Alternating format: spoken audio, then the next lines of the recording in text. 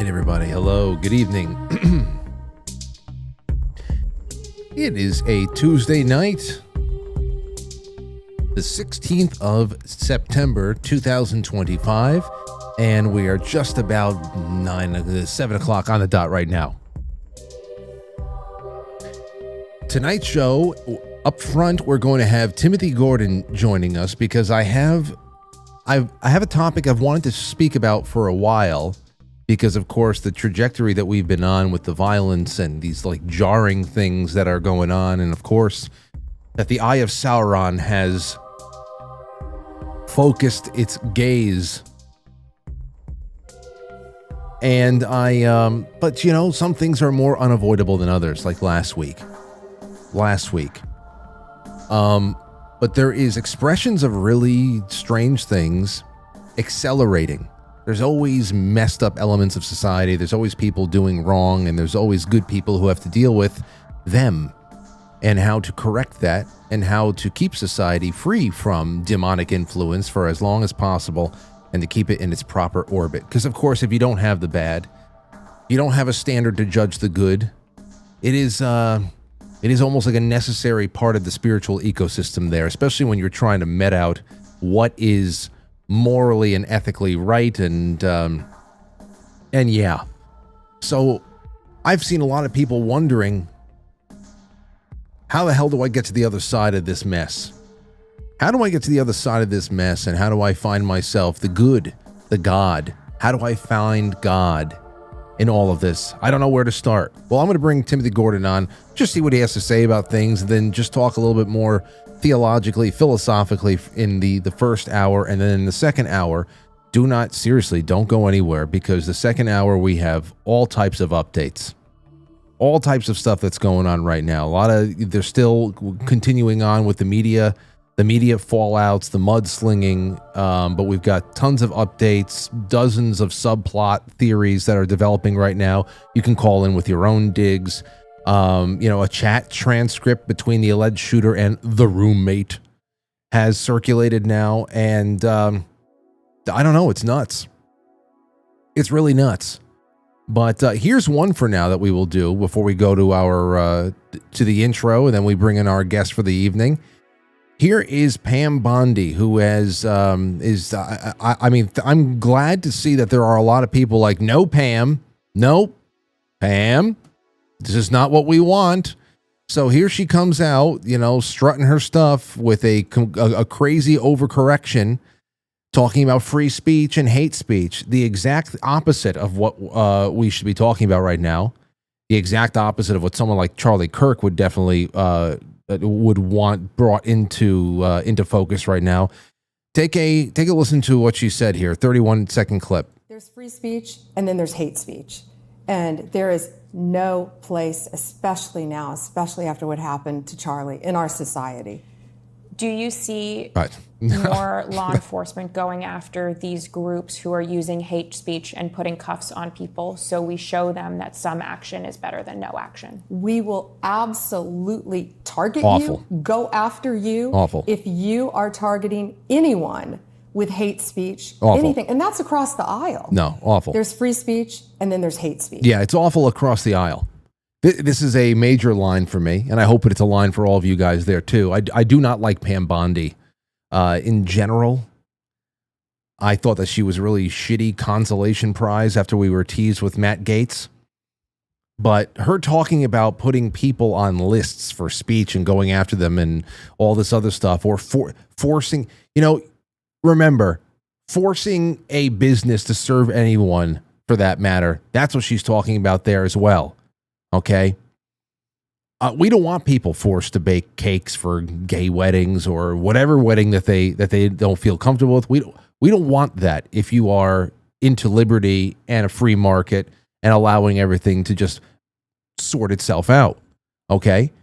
Other businesses should be able to refuse to print political posters if they want. Business should be able to be partisan if they'd like. Now, I'm fine with somebody losing their job at an Office Depot for putting their personal issues ahead of company policy.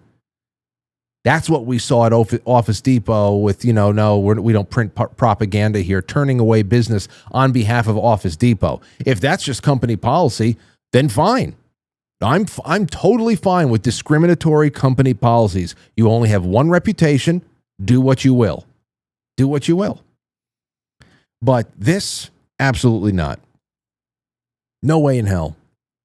So I don't know if anybody's going to get to her and say, hey, you better pump the brakes and stop talking this way, or if she's going to try to push something past the goal line and then just be as crazy as everybody else, but with a different color, skirt on or something like that. I don't know. It's just not, that was not fun to watch at all. There was a little bit, I didn't watch too much of this Kash Patel thing today. I saw a little bit of him going at it with Adam Schiff. That was nice. Yeah, entertainment value, nice. Again, what's going to happen? Kash Patel had the goods on Adam Schiff especially when it came to Russia and that whole lie, that scam. It's had goods on him for a decade now. So I don't know what has to happen first or if something's going to happen at all, but entertainment value. You can let me know what you thought about all the hearings today, though. Admittedly, I did not watch anything. We got ballistics evidence that's coming in, DNA evidence. The alleged shooter has appeared in court today, though I was skimming through all the court appearance and I didn't see him, speak once, which I'm very interested about because he's been put on suicide watch, which is interesting for a number of reasons. And I've been waiting to hear from him. We've been waiting to hear from him to see if there's any outright denials or not guilty pleads. I didn't do it. That would be interesting to consider right now. Baseline for everything. We'll talk about baselines for everything in the second half.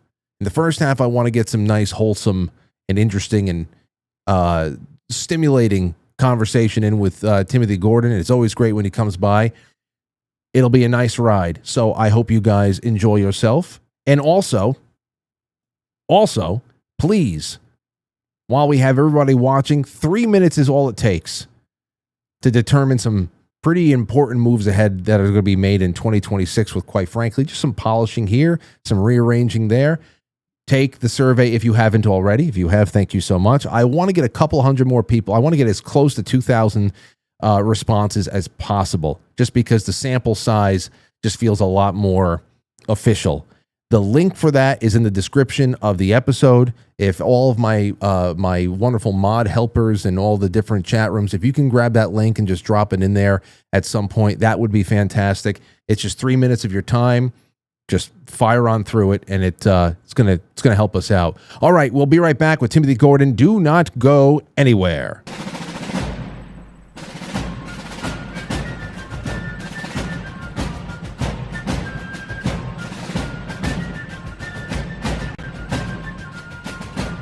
You let one ant stand up to us, then they all might stand up. Those puny little ants outnumber us 100 to 1. And if they ever figure that out, there goes our way of life. It's not about food. It's about keeping those ants in line. That's why we're going back. Does anybody else want to stay? Let's ride!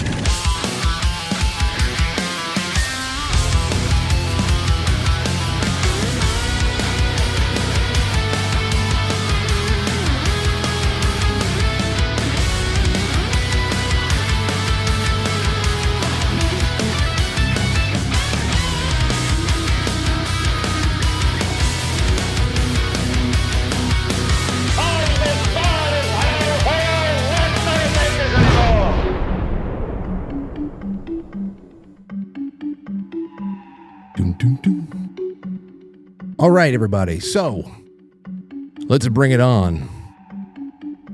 Let us bring on our friend. It's been a long time since we spoke. It's been a long time since we spoke with our good friend Timothy Gordon. I don't remember the last time we did it. It might have been earlier on this year, or it could have been around a holiday or something. But I have some incredible things that I want to bring up with him tonight. Tim, are you there? Oh, Tim, you're sideways. What has happened?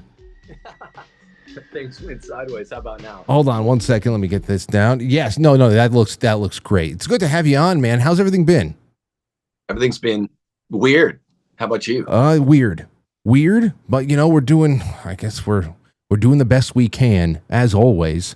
How's the family? And then of course we'll just get into work related stuff, because so much of the physical world and the metaphysical world are really clashing right now, and that's why I wanted to lean into friends like you for conversations like this. Yeah, I mean, I think there's a reawakening that's undeniable, and I've seen 4 leftist magazines acknowledging it recently, because the reawakening is so undeniable. I think this might have been one of the first conversations you and I ever had back in 2019, 2020. It's the weird, dark stuff, dark metaphysical stuff that in the post-pop atheist age seems to call people back to the reality of, real reality, the really real, as Plato called it. So that was happening some after the first election, like 2016. I remember Marina Abramovich and Pizzagate and all that. And there was a wave of it. And then it kind of chilled. And then COVID happened, and there was another wave of it. And now there's a third wave of religious reawakening, and people are realizing Christianity of one form or another is the truth. And it's like, it doesn't suffice to say, oh, I just want to be spiritual but not religious. That you have to take an intellectual approach, and this is precisely the thing that the 4 horsemen of the new atheism told you would preclude Christianity. And it was a weird preliminary lie, because everyone just bought that in the 90s. And it's the one thing that will bring people back to Christianity is taking an intellectual approach to physics, which requires metaphysics, to reality, which requires a kind of super reality. So that's what's happening right now, because of all the dark shit that's happening. That's, that right there is why I wanted to bring it on, because there are people who now are more and more every week, because we're talking about successive weeks of really traumatic things that we've seen in the media, and we're used to it at this point. But there are some things that kind of like stand off on their own, and we've got these successive weeks of this kind of stuff happening, and it definitely is one of those catalysts for people to say, I have no secular ideas of what I can do. I have nothing. There's no explanations around me. I feel like I have to go inward. But what's inward? If I felt nothing, there's nothing there. There's nothing after this life. There's so I have a couple of things here. The first one, I got this about 2 weeks ago, this email from an audience member of mine from Finland. And they said this. I said, Frank, I got a good show idea. What is it that's making people come to faith in huge numbers right now? I'm seeing this phenomenon in many different places at the moment. People who used to be complete atheists are suddenly finding faith in totally unexplainable ways. Is it because of a general awakening to the evil in the world and to the elite's Satanism, or just a reaction against all of it? Or is God choosing his army for the final battle? I actually have a personal story to related to this. Me and my 3 best friends all came to faith around the same time. We were all totally godless men living a hedonistic and criminal lifestyle. None of us dared to tell the others about their individual coming to faith. So it stayed on each other's personal secret for about a year. And then one day it randomly came up in conversation, and everyone was like, I believe too. What the hell? And it was an amazing moment. I think it would be really cool to hear stories from new believers about how they found God. Was it some kind of revelation or a logically reasoned conclusion that led them to faith. Maybe a theologian or a man of faith could come on as a guest and analyze the whole thing. I'm so glad that unprompted, you just talked about logical and intellectual ways to start making this connection, because of course that seems oxymoronic for people when you think about what faith is, that leap into something that is probably inexplicable in many ways, or at least in many common ways. And then here's one other thing I want to add on to that. This is from just a couple of days ago. It's a tweet I've seen probably hundreds, if not thousands, just in a short period of time. Let me put you up on the screen with me. Here it is. Maddie says, I'm not going to lie. With everything going on, I'm feeling the pull to go to church and give my life to Jesus. And under that is a comment that I really want to focus in on. One guy says, I legitimately envy the spiritual. Like there's an envy there. And I know why, because there are blocks, and people they'll try to pray, and they'll end up feeling like they're just talking by themselves in a dark room, and they feel more despondent than they did beforehand when they already felt some kind of a need to look outside of their comfort zone for an answer. So I just want to hear your general thoughts, and then we'll talk about foundations and how people really do start building that ladder out of that pit. Well, there's an important moment of antinomianism in all this, which is expressed by, I think, the history. It's something that the four horsemen of the new atheism, and broadly speaking, the latter half of what happened in academia in the latter half of the 20th century did. It reversed the hagiography, and it reversed the intellectual history of Christianity. I don't just mean like Roman Catholicism. That's I'm a representative, but I mean like Eastern Orthodox Christianity as well. Had always had for 1900 years had always had the best minds, the smart, the geniuses of mankind in its corners, making its arguments. And this has been understood since Christ walked the earth, since it's really particularly since Constantine and the first form of the Holy Roman Empire. The best minds were Christian minds and became doctors of the Christian Church. You could go study them. There's no one who parallels an Aquinas or an Augustine or an Ambrose. Simply no one. The genius is unparalleled. And so in the late 20th century, when the academy, and I'll spare you the 17th, 18th, 19th century intellectual history that set all of this up, how they changed the academy during the Enlightenment. But in the latter 20th century, when they just started saying, public intellectuals like Chris Hitchens or Dawkins or whatever, or Cornel West, an impoverished class of public intellectuals to be sure, but they're called, the left's secular public intellectuals. They started, without premising the claim, just asserting baldly that smart people are atheists, even though this flew in the face of all of the annals of universities. Universities were basically all started by the Roman Catholic Church, flew in the face of, the history of thought, the history of ideas, philosophy, theology, mathematics. It's been 3-4 generations since this took over, but mostly post-war stuff. Everything bad started happening after World War II. So we're talking literally middle of the 1900s.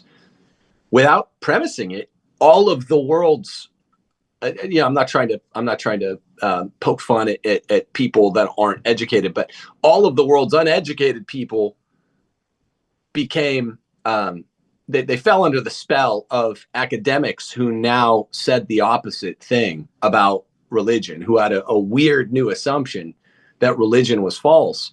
And so for the first time in the history of humanity, these sort of fishwives and common people were listening to folks who said that religion is false, and that's really unpremised. And it's good that it might be proving to be short-lived, because it's asinine, and there are ways, natural ways to prove the existence of God. It doesn't require a leap of faith to prove the existence of God, as Roman Catholics or Eastern Orthodox, they both churches teach.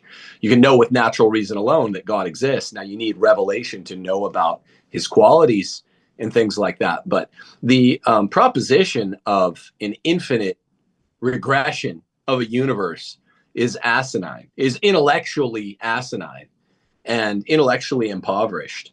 And so, when people want to come back to faith and they're mostly uneducated about the thing that the university was created for, philosophy and theology, you say, great. But the kind of funny moment is when they say, oh, I'm just jealous of all these people of faith. I wish I could turn my mind off, or something like that. That's not what it is at all. To come to faith, there are things to learn, the disciplines of how to pray, how to fast, how to go through spiritual exercises.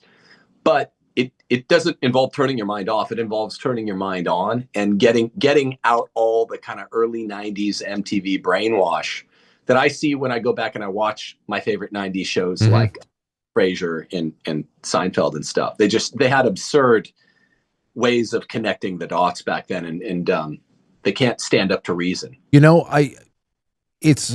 glad what you said there really made something click for me there too. And that is, of course, the almost time warp nature of what we're living through right now, how quickly there was a regression in what commonly held values in society were, the values that actually were really rooted in ancient beliefs and ancient practices that built up all of Western civilization.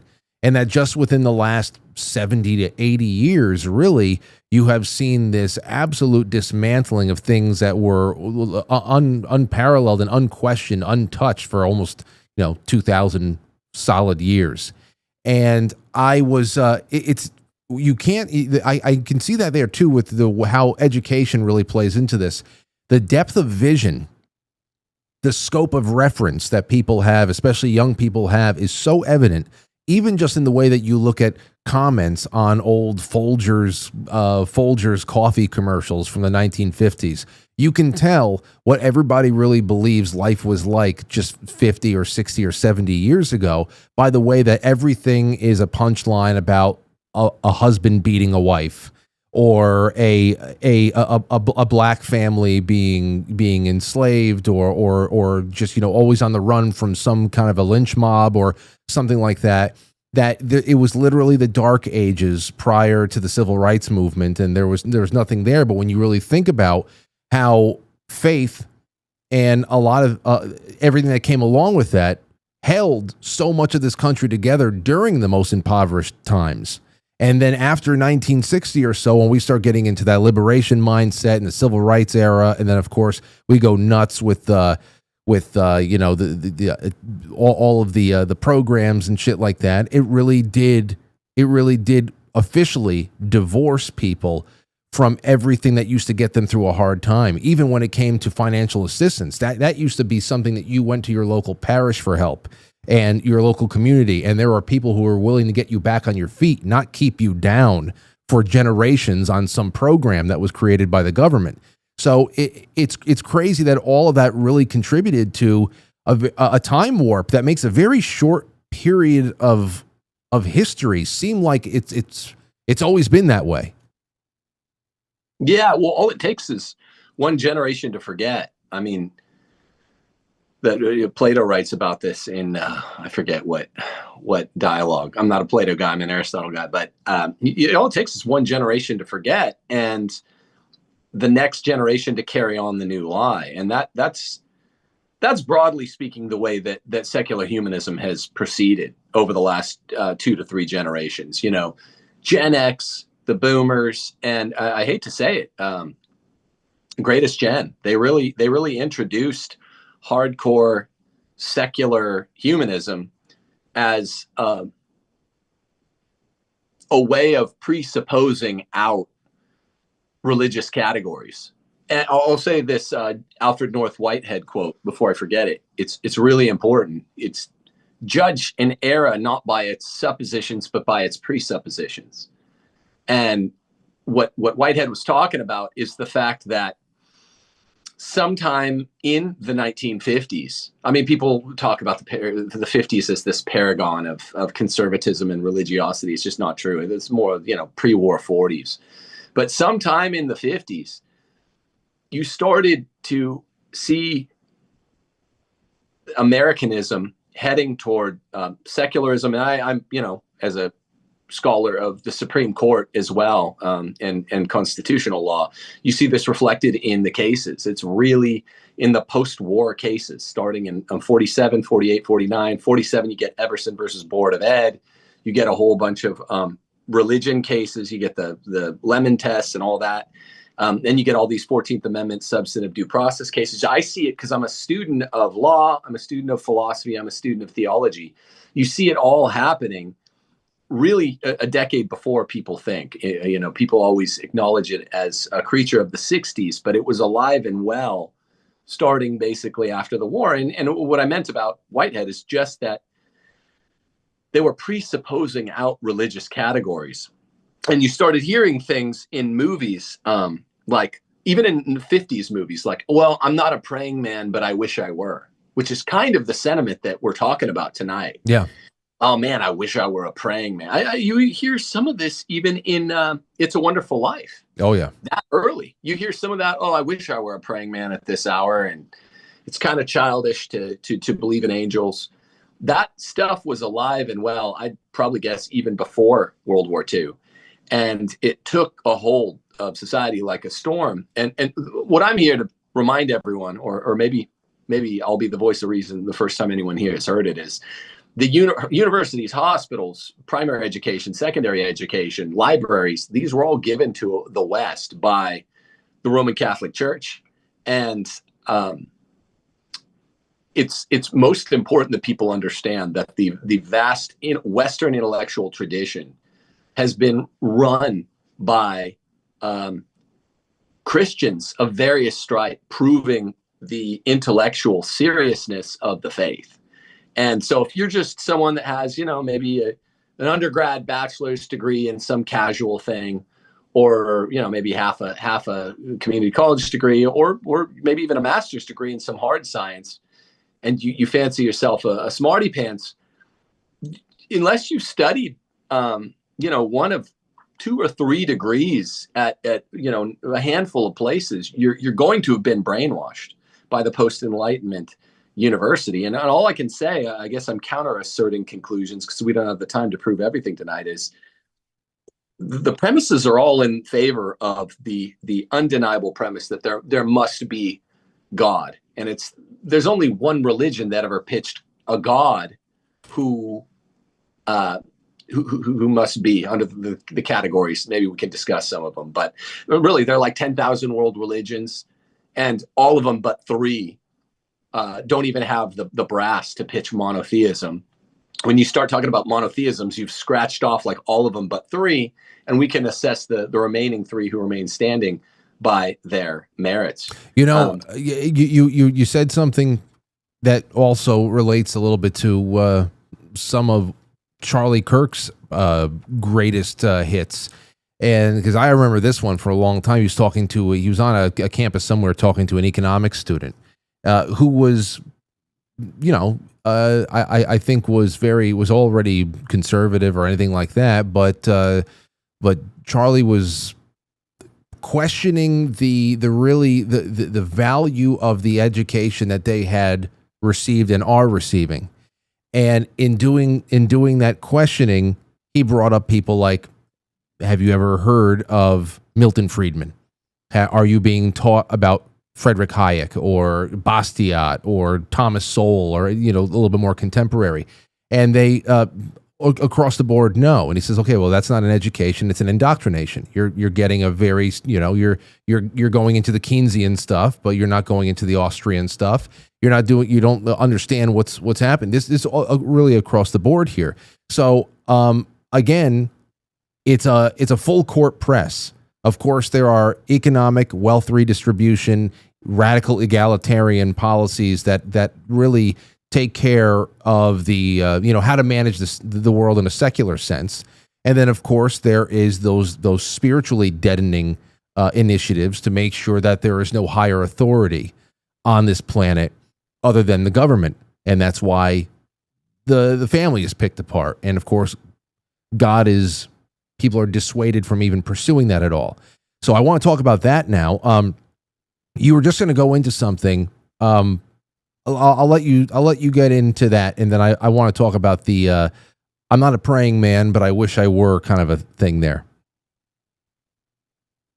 Yeah, well, can I address that first? Because that's kind of at the tip of my tongue. That I'm not a praying man. Oh, yeah. Sure, yeah, that's where I wanted to go next. So go ahead. Okay, perfect. Yeah, I mean, people have to think about it like this. Like in the great Hermetic tradition, like Anthony the Great, the monks who at the end of the Roman Empire, when it started falling in the 5th century, said, I have to get out of the cities.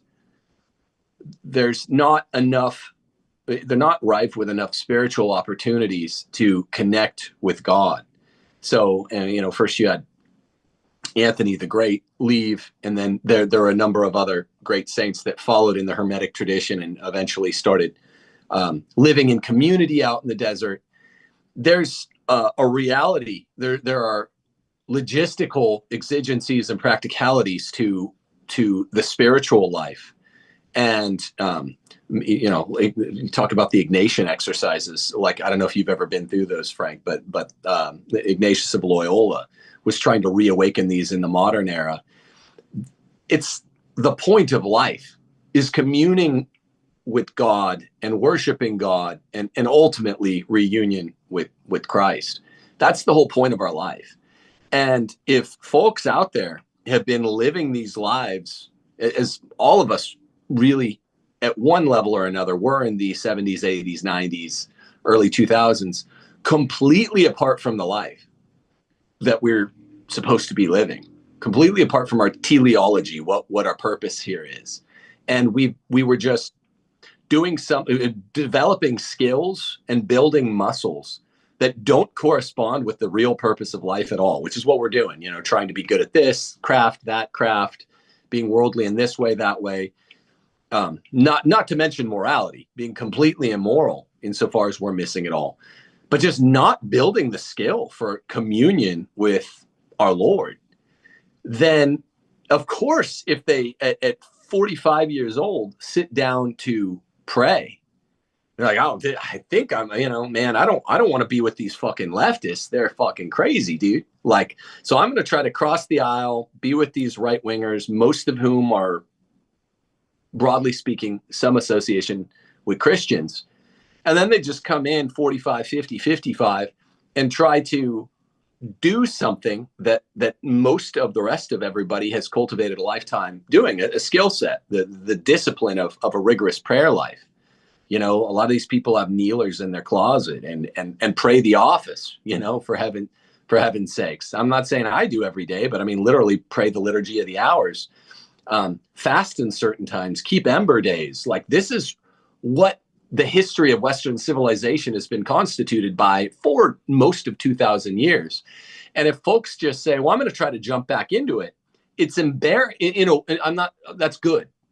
But in a way, it's sort of embarrassing. It shows an impoverishment of knowledge. The same as if, you're a really good basketball player and, your friend comes over and he knows you like to shoot hoops in the garage. He's like, oh, I'll shoot with you. You're like, if you're not a baller, like, we can just do something else, man. I only want to, you can't just jump into it at 50 years old if you've never shot hoops seriously in your life. That's a bit how the spiritual life is. It makes sense. Yeah. And so I don't want people out there to be like, oh man, I just went into a room and I tried to pray. It's really hard. I kind of just feel like I'm thinking there. It's like, well, you're at the beginning of a long, long, long path. And there's knowledge, there's how-to books, Ignatian spirituality, Ambrose, Jerome, these are like the spiritual masters. And I want people to know that there's a real way to go deeper in that life. It's a real craft in a sense. Well, let's talk about this a little bit. Maybe it's just some basics, of course, because, like I said, you can't force it. People try in earnest to pray. You get that a lot too. How do I pray? How do I pray? If prayer was a cocktail, how many parts are words and mantras? How many parts are silent breath work and meditation? How many parts contemplation about one thing or another? Are you holding an image in your mind? What is it? I mean, there are people who try and they find themselves, like I said a few minutes ago, they find themselves just talking in the dark, and they come away feeling like they didn't do anything. Now, some would say, listen, just spill your heart to God. He hears all, and I don't doubt that he does. But for what most people who are trying, and of course, like you said, because we've been so, growing up, our culture has been so separated from this being a part of our early childhood education, and how it is it's a part of our almost like anatomy. To really approach it from that kind of physiological standpoint, where you work on muscle tone, and there's the metabolic health, and then there's the spirit, and these are things that we don't get. We don't get any of this stuff.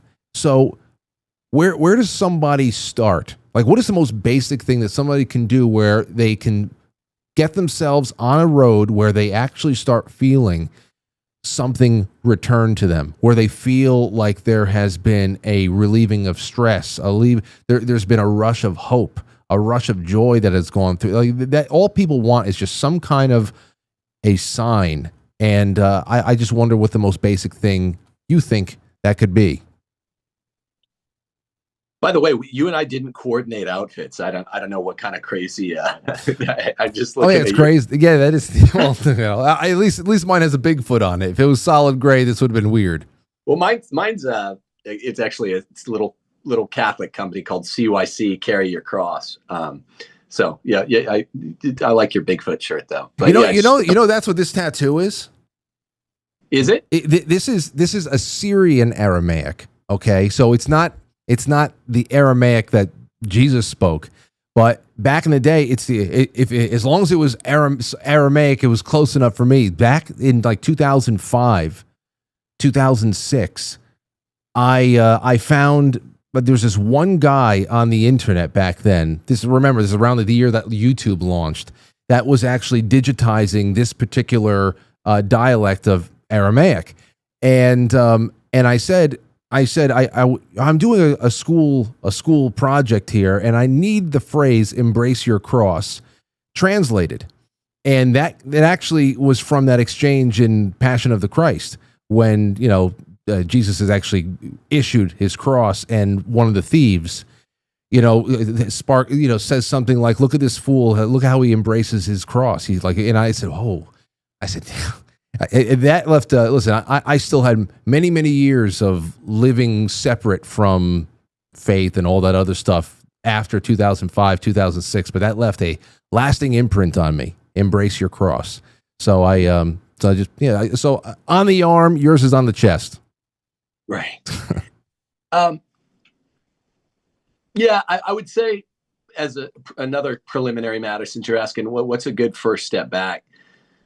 People need a good. Well, let me start with the beginning. I would say that one of the two oldest prayers are just to open the heart, because of the way that the spiritual realm works. First off, Lord Jesus Christ, Son of God, have mercy on me, a sinner. One of the very oldest prayers in Christianity, right? Lord Jesus Christ, Son of God, have mercy on me, a sinner. To even just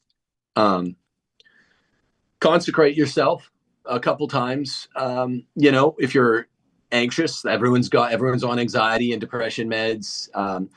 If you say that at the beginning of your day, I'm talking someone that has had zero exposure to organized Christianity. Lord Jesus Christ, Son of God, have mercy on me, a sinner.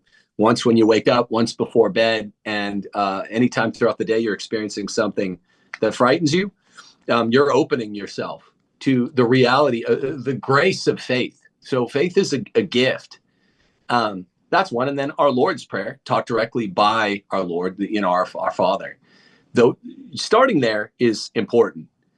And then I would say you couple this with a true appreciation for Western history, for European history, which really turns out to just be church history taught by the right minds. You know, what really was Europe? Well, Europe was sort of Rome Part 2, the Holy Roman Empire Part 2, who was Charlemagne, who was Constantine, who was Otto the Great. What was going on this entire time before we had nation states in Europe? Who built the greatness of Europe? I mean, Europe pretty much gave the world everything. And who gave Europe everything to give? You can't give what you don't have. It was the church. So the more that folks come to understand that the world, what's great in the world is great because of the Holy Roman Empire, which became Europe, the more they're going to understand, wow, geniuses built civilization. And there's this Straussian lie about the hard dichotomy between antiquity and modernity, and this is just a lie. People were not ancients with a capital A, and we're not moderns with a capital M. They were just people. They were just way, way, way, way, way smarter than us. The engine revved way higher when you talk about the medieval geniuses, because we're being essentially held back by our indoctrination. So you take that, and then I would also couple this with a book like the Ignatian Exercises that tells you actually how to go deeper into the faith. This is really preliminary, but anybody out there that finds themselves being pulled back by kind of Cartesian modern doubt, look at the story that we've talked about, the Shroud of Turin, the fact that all science verifies it. We were essentially lied to in 1988 when we were little kids. This kind of turned me into an atheist till I was nearly 30. The lie about the Shroud of Turin being circulated in 1988. Why did they lie about it? How is it 100% disproven? There's some other really holy relics like the tilma of Guadalupe. That's one of my very favorite ones. The shroud and the tilma alone are not to be believed by modern ametaphysical categories. So if you could get a couple prayers, open yourself up to the grace of faith after leading probably a life way, way, way apart from everything. Maybe get a book. I recognize that people aren't just going to leap into it head first, but a book on spirituality like the Ignatian Exercises. Look at what really made Europe, and it was Christianity, specifically the church. And then look at some of the miracles that hold up to modern science. I mean, the tilma in Guadalupe, they won't tell you that, the fans of the Old Testament who run the media won't tell you this, but if you go to Mexico City and you go see the tilma, that color that's imprinted on the tilma of Guadalupe it literally hovers 1/16 of an inch above the tilma cloth. Like, that is non-photosensitive material. The tilma cloth, it's like cactus cloth. It's supposed to disintegrate after about 15 years. It's been around 500 years. It's like a magic. It's like a magic cloth. It's been around. The color hovers above it by 1/16 of an inch. It's always 98.6 degrees. The eyes alone of Our Lady of Guadalupe reflect the exact constellation of stars that were there that exact night in whatever it was, 1532. You can't write this stuff. And once you start looking into it even a little bit, you come to see, shit, I've been lied to. Like, it's all real. It's all real. Christianity is all real. And I've been fucking hoodwinked. And that's what happened to me, close to 30. I just realized it's all real after not believing any of it, essentially since Catholic grade school. Mm. Yeah, man. And you see it right now. There's been I kind of joked about this yesterday in just what I've observed over the weekend with, the media fallout and all these incredible things, what's going on, especially on college campuses right now. I don't know if you saw this. Hold on. Let me show you this real quick. This is something else. A protester showed up at a NYU college Republican, vigil for Charlie Kirk. Did you see this? No. Well, the NYU College Republican president, Ryan Leonard, offered a prayer of salvation for the people, who are protesting this. And so they're praying for their salvation. And listen to this little gremlin on his acoustic guitar.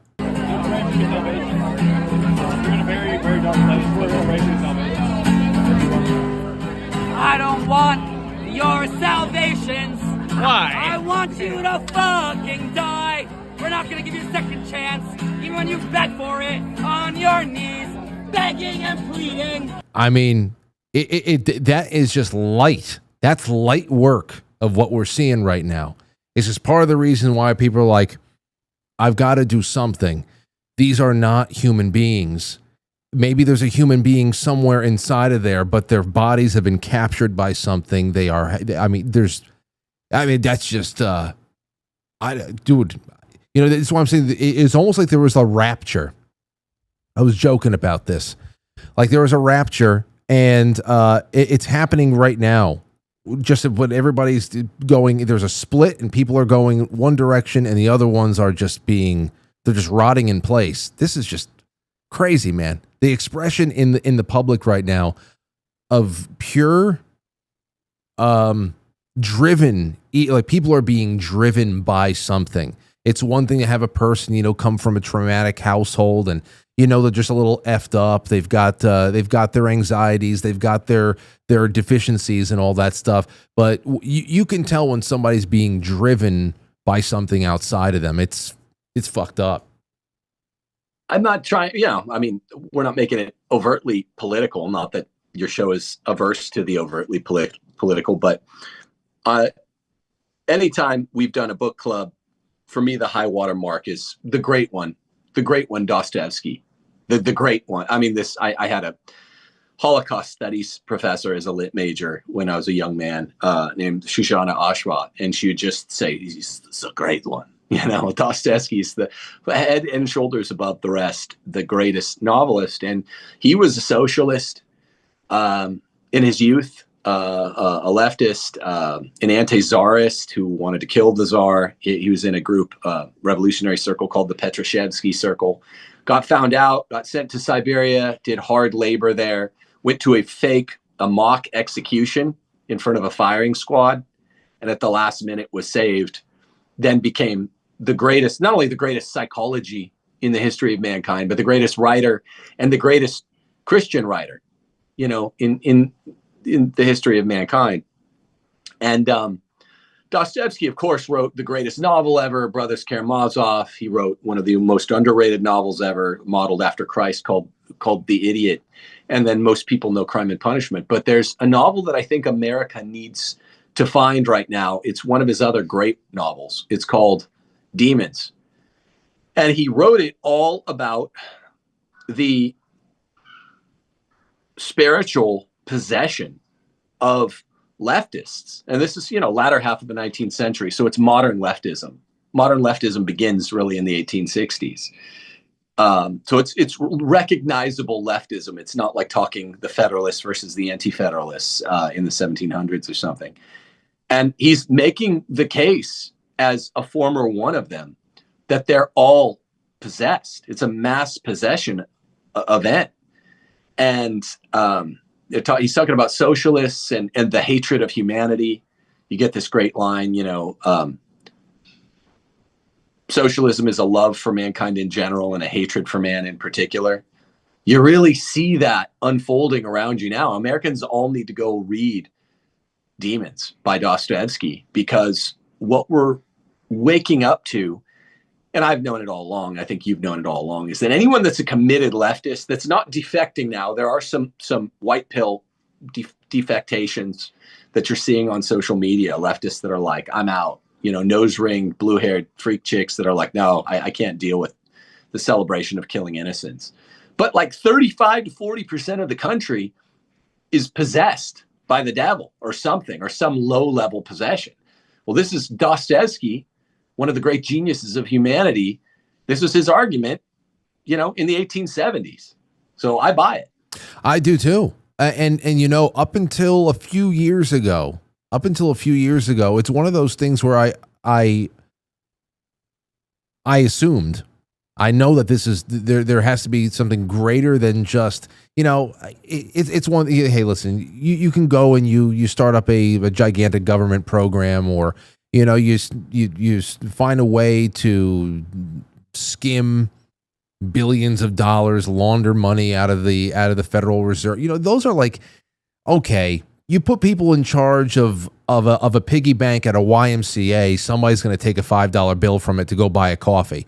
I mean, we're just, that's just the way that things are. But there's something else that really goes beyond a normal temptation to take a little money, to backstab something, to give in to lust, whatever the hell it is. There's something else, and I'll tell you, man, it's involuntary for sure. It brings it brought a whole new ritualistic perspective on the innocent blood spilled in Utah, because it sent some people to church and others are literally licking their chops. I mean, it seemed to have almost temporarily, it didn't even quench their thirst, as you can see. It was almost as if the killing of Charlie Kirk was like giving catnip to a feline, where all of us, they go nuts. They're rolling all over the place. They want more. It was very, very, it made the whole, it's probably why this thing was so revolting to me, because if you spend any considerable time on the internet, you watch people die all the time. And as depressing as that can be in and of itself under a number of circumstances, you rarely see anything as sacrificial as what just happened. And that was what made this so much more stomach churning. And the response is not even that of demonic congregants who were satiated by this sacrifice. They became even like they want more. Like, oh, give me more. It's that bro. I mean, that's why I've been kind of carrying around this feeling of dread, because I don't know, like the mirror was put up to society, and we got a healthy dose of what we always kind of knew what was there. But it's when you actually see it, there's always a whole. There's a whole bunch of there's a whole other level to it. Yeah, that's well put. As Joel Webbin put it on Twitter, this isn't the far left or the fringe left doing this. This is the left. And yeah, their thirst wasn't quenched by one. It's like 35 to 40% of the country. So I don't know. It's pointing us to something. I mean, it's strange. And we have this expression in Latin, nomen est omen, right? Your name is an omen. Turning point, which is the most, ideologically speaking, the most milquetoast, normie, con inc. Suite of ideas that could possibly be packaged as conservative right-wingism, ended up being a kind of turning point, maybe in the life of the nation. I can't believe, as I'm driving around, the Yankees are honoring him. I'm seeing NBA players, like inner city NBA players, honoring Charlie Kirk. People I never even knew who he was. It's turned a giga viral. And so there is a kind of turning point here, and we have to not squander it. There's already been this reawakening thing where, like all of these guys, Tim Pool keeps wanting me to come back on a show. He wants me together with Father Chad Ripperger, the exorcist, on Friday. I don't know if I can make it out that quick, but everyone who's like been secular minded for a long time is being awoken from dogmatic slumbers. And they're just realizing, okay, it's not that Christianity was cheap and intellectually impoverished.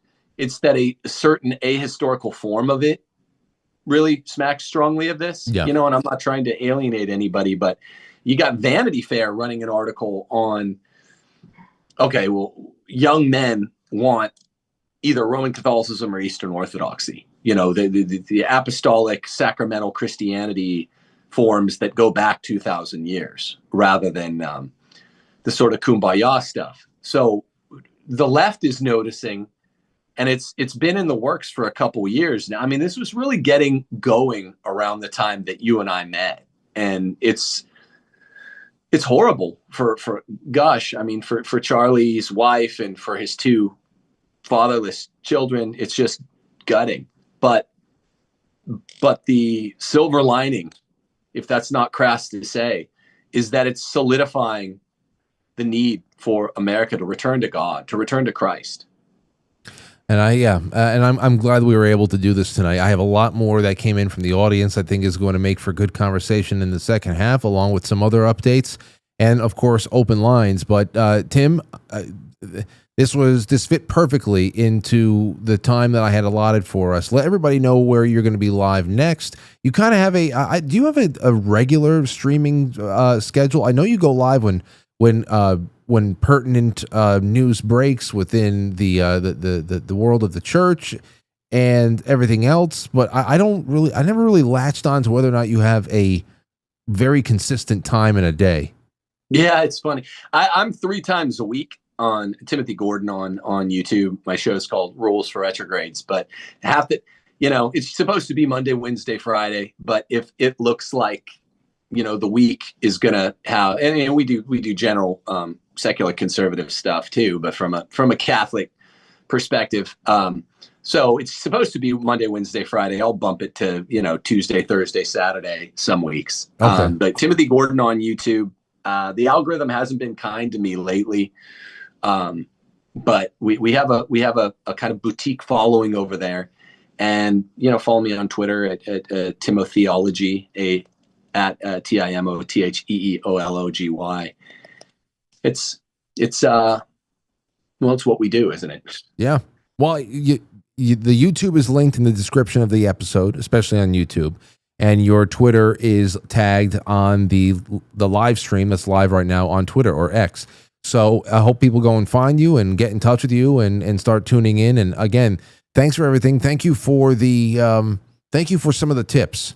I got some reading to do right now too. I'm really interested in, but it's relevant, and I'm glad that we were able to have this conversation at the peak of it. And I'll talk to you soon, my brother. Me too, Frank. Take care, brother. All right, take care. There you go, and watch out this week. Maybe Tim will be on Timcast and give you something to watch. Okay, so here's what we got. It's you guys. It's me and you. It's you and I.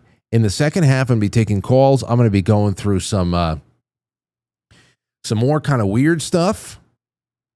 Some weird stuff. I actually have a clip over here that has a little bit of Tim Pool in it, just because it contains another clip that I told you guys about yesterday. That I'm just grabbing the whole thing. So I'm going to go and take your calls, but I'm going to also read out your super chats, and hopefully I'll be able to announce who won the Keto Brainz thing. I haven't gotten the name from Molly yet, so one way or another, if I don't get it today, I'll tell you who wins the Keto Brainz raffle tomorrow. Going to be giving some silver away tomorrow. I'm going to be giving away some Cultivate Elevate stuff, electroculture stuff at the end of the week. But send over some super chats so we can read those. Quite frankly, superchat.com, YouTube, Rumble Rants, Gold Pills. I'll get to that in just a second. Don't go anywhere. Welcome to Intermission.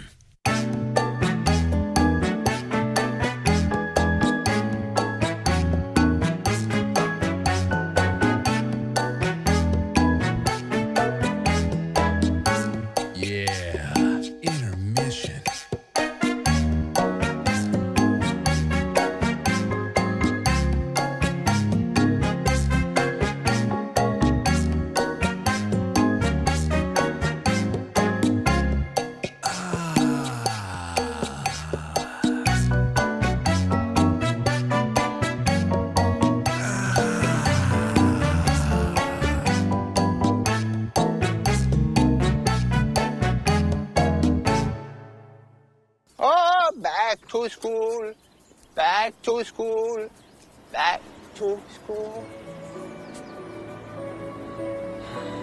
Well, here goes nothing.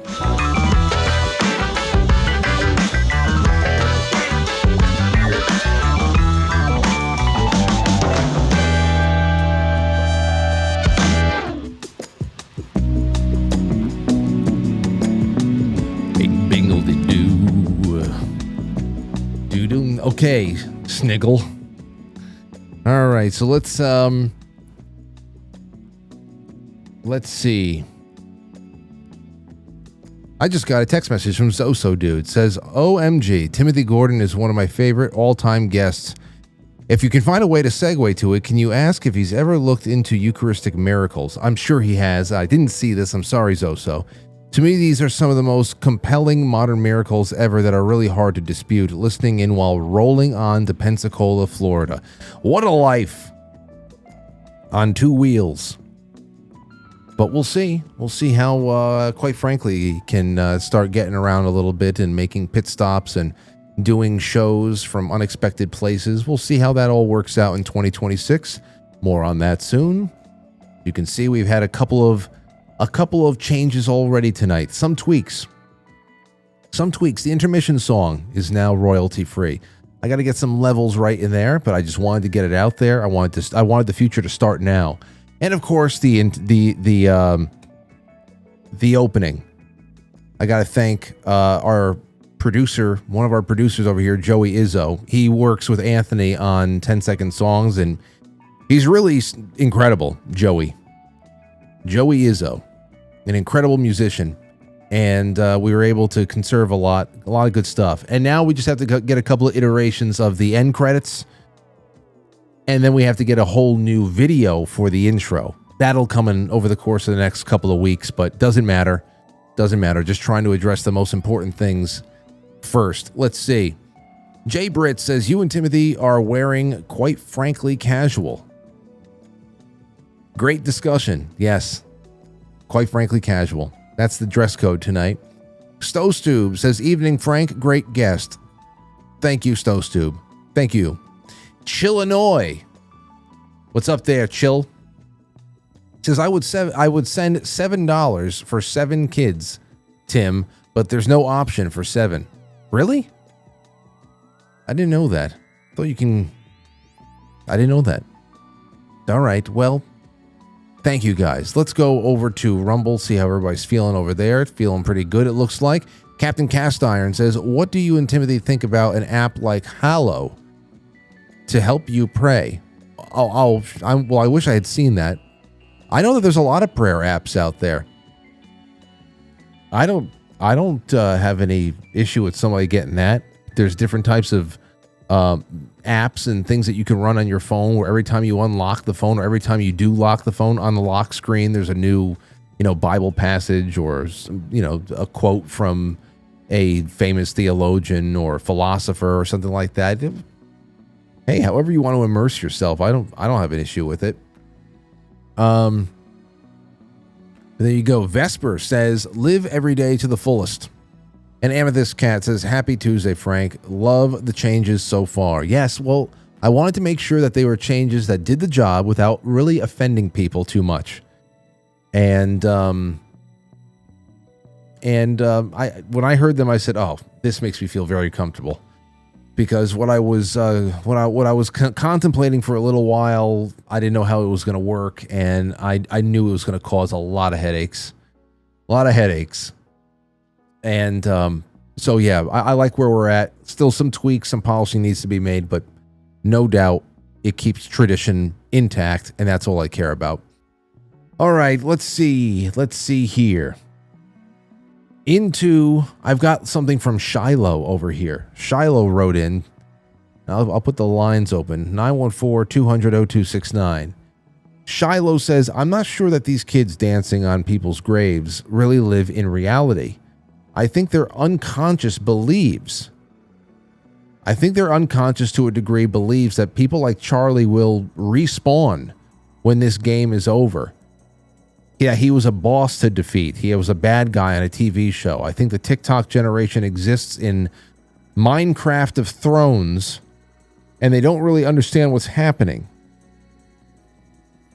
Charlie got killed on the little screen in their hand, just like some character from Game of Thrones. And so many other digital people. I don't think they understand. I really hope they don't understand. Shiloh. I think that's wishful thinking. Unfortunately, I think they do understand, but the understanding that has been established for them is just awful. It's not. It's awful stuff. Let's take a call. Take a call from 914. That's a familiar area code. Who's this? This is Frank. Yeah, who's this? Oh, it's Frank. That's right. It's Frank from Frank from Westchester. How's it going, bud? How are you? Good to hear from you. I'm good. So Pam Bondi, I noticed recently, wasn't the only person to make a boomer take on like hate speech. I was watching an episode of Piers Morgan the other day. Someone who was in the Trump administration for a long time, the first one, and got arrested or whatever like that. And he was saying, like, we got to get rid of, like, online anonymity. Oh, yeah. If I'm saying that word correctly. And they're totally missing the real issue, like the real problem. It's not people being anonymous online. Like, because people have been, one thing, when internet became, like, commercial, like, anonymity was, like, encouraged. And we didn't have this kind of like political assassinations or like, you know, encouraging other people to, like, you know, kill like people like Charlie Kirk or, you know, anybody. Right. And yeah. It's I don't know, it's the whole thing was upsetting. Like when I first heard of him getting killed, I was like completely hungover and I, you know, was like blown out of the way. And no, it's well, you know, Frank, you know, like, what you're bringing up right here is an issue of also, you know, the hands in which you place a certain tool. Again, whether it's a firearm or in this case your own privacy.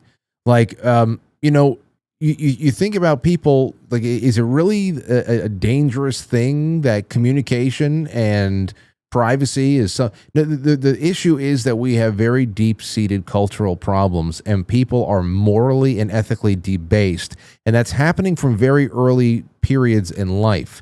I like I said before, it wasn't too long ago. Many people in the audience right now, if they are of a certain age, they remember the classmates bringing rifles to school because the rifle club was getting together after class.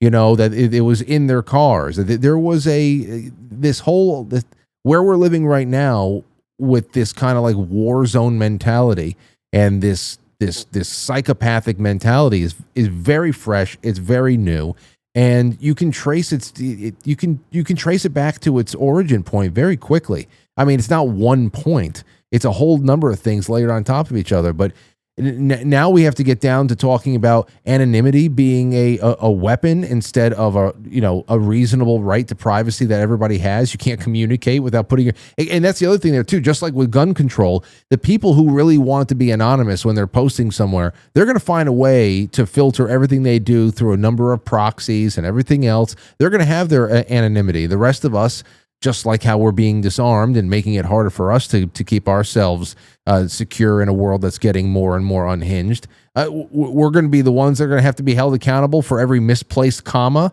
I mean, it's just the way. I know. I hate these takes. I hate it.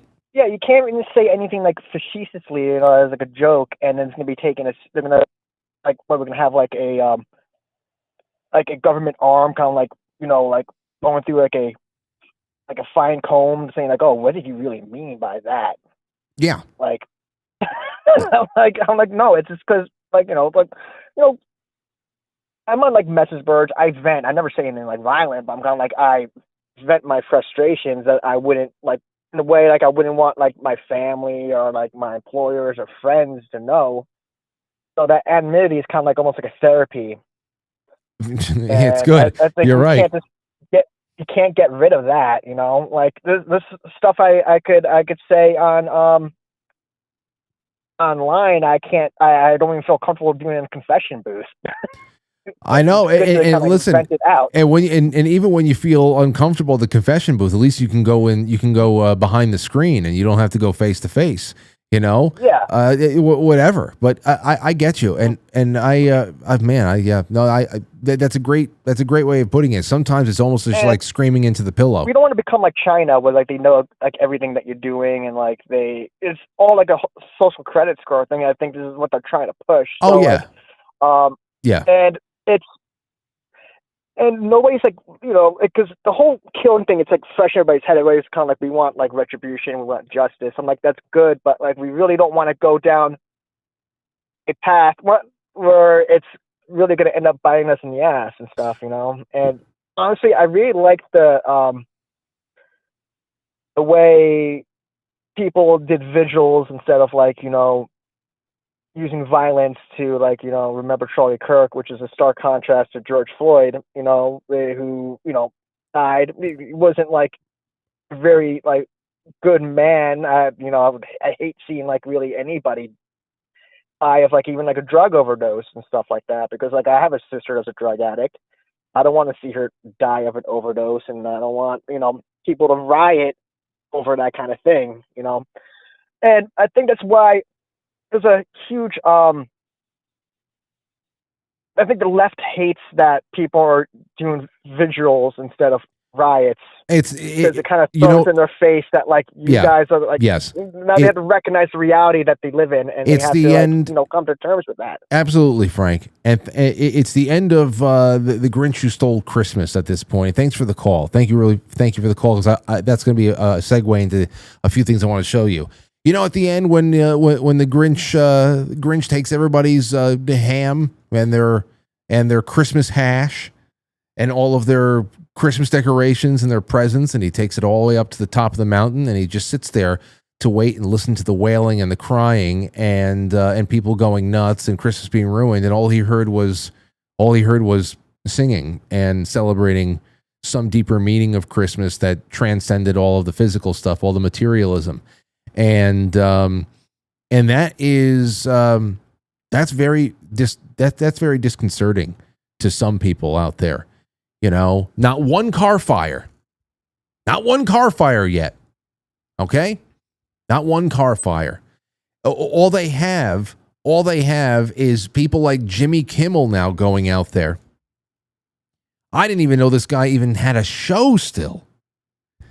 All they have is Jimmy Kimmel going out there, and even he is trying to push this idea that the people who are being fingered right now, who are being pointed at right now as being the perpetrators and being the shooters and all that stuff, those responsible for Kirk's death, even Jimmy Kimmel is going out on his little squawk box to say that MAGA is desperately trying to portray the Kirk killer as not one of them. Pushing so hard right now, because it's got to at least be, if they're not getting they're not getting the Civil War, they're not getting the random acts of violence coming from the right, because that's not our Constitution. It's not in our makeup. Okay? From anybody that doesn't live in that world, it's not in our makeup to commit to random acts of violence and thinking that's going to do anything, to settle a score, to get a point across, or anything like that. So instead, they at least want to push this obscenity, this ridiculousness, that it was an ironic killing from a supporter. Kimmel said, "We hit some new lows over the weekend with the MAGA gang, desperately trying to characterize this kid who murdered Charlie Kirk as anything other than one of them, and doing everything they can to score political points from it." And of course, Jimmy Kimmel represents this really pathetic but well-paid top layer of disinfo agent, because the muck beneath him, they really are not shying from who's responsible for what. They're just happy the guy's dead. Just happy. They don't. I mean, why would you want something? Why would you get so much satisfaction out of this? Because you think the world has now improved greatly because somebody's been taken out of it. But want to distance yourself from the responsibility. Wouldn't that have been a total win? Like, again, this is the whole thing with the left. There is still, for some of them, many of them, there is still a modicum of shame that still exists inside of them. That's why with the abortion issue, they will run you in circles on definitions and subjective timelines of when human life becomes human life, because they most of them don't want to face the reality of what they advocate for, the butchery that they stand by. You know, there are people out there who will just gladly say, hell yeah, that's a baby, and I want it dead. And for as obscene and abhorrent as it is, you got to give them credit for at least not playing the game with you.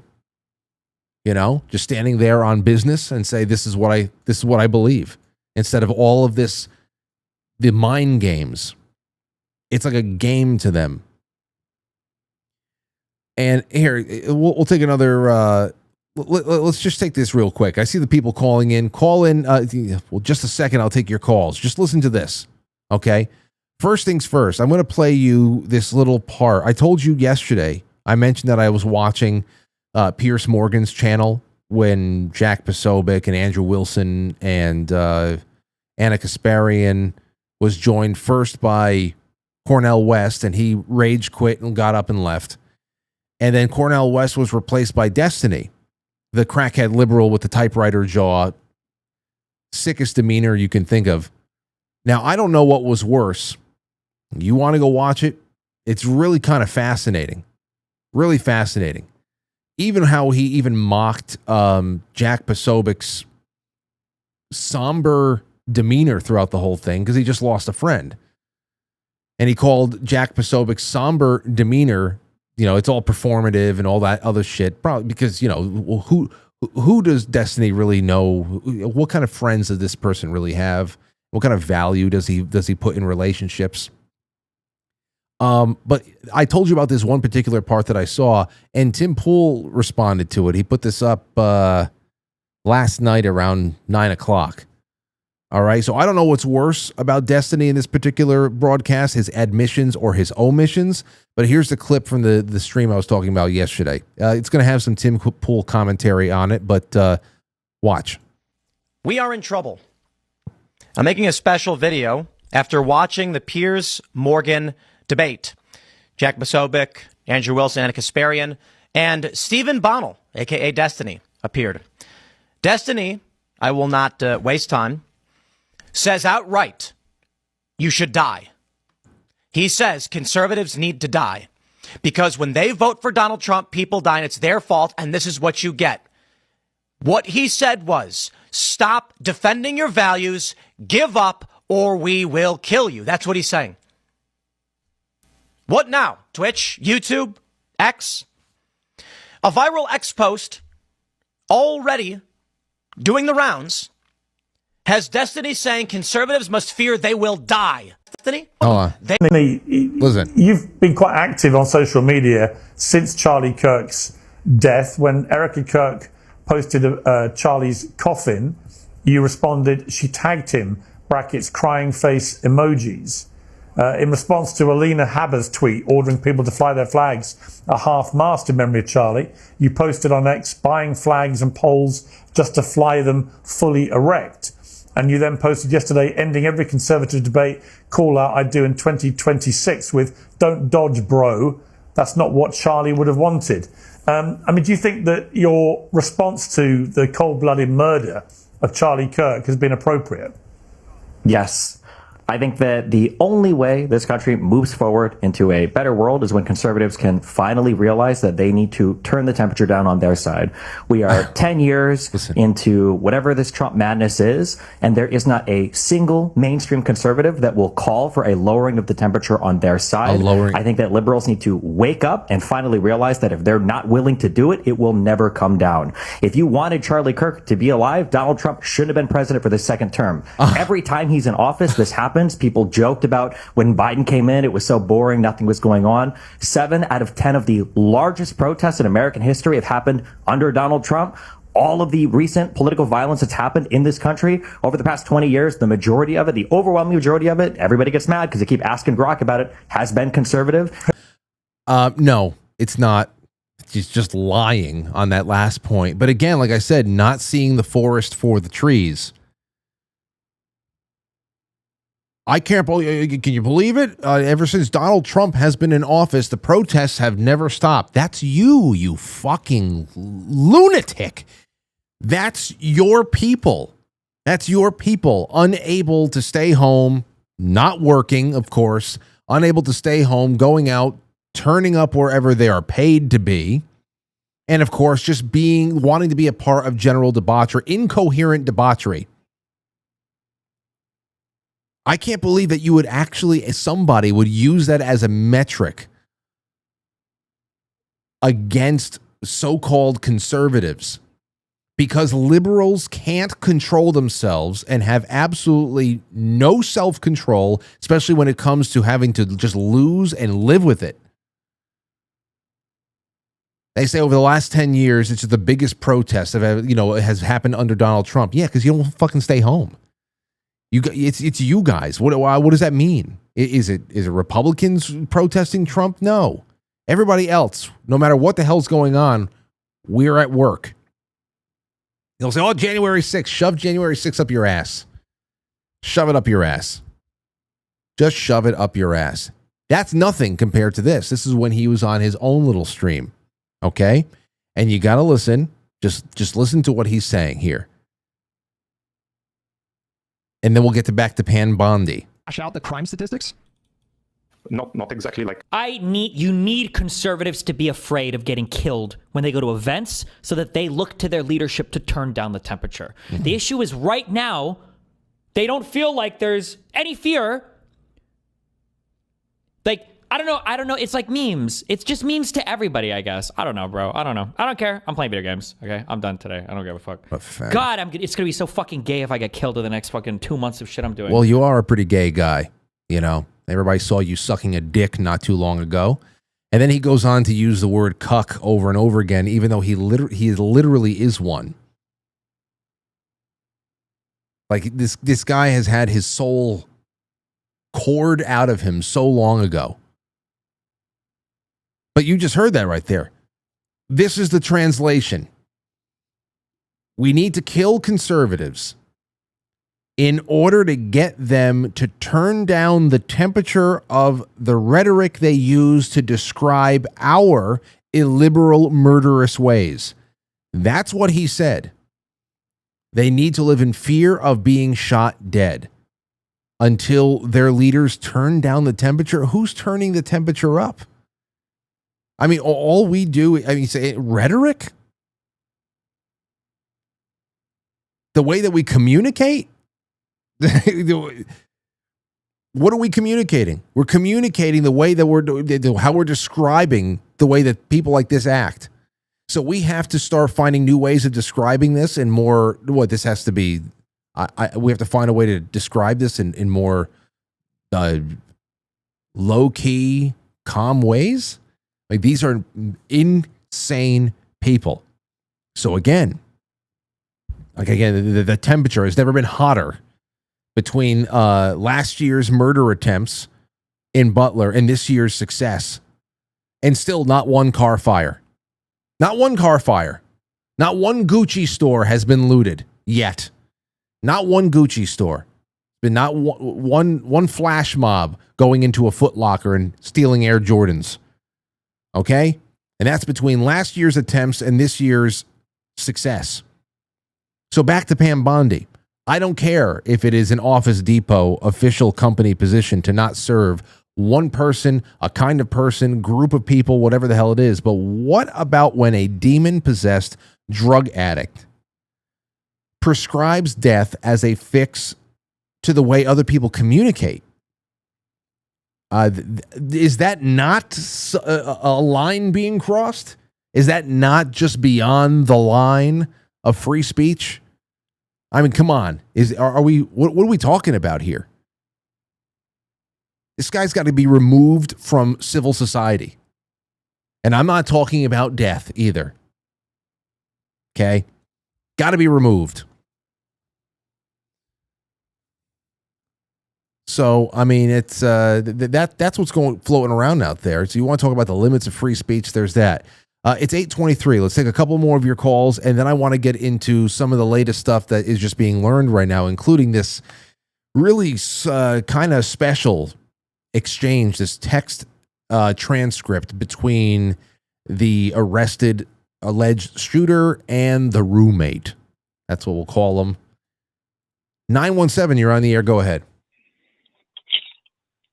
Frank, I'm so glad that you brought up the different aspects and techniques of praying, because that's always the thing that gets lost every time you're talking about whether you're, you find God or you start praying, because we've been taught praying the wrong way for decades and decades, because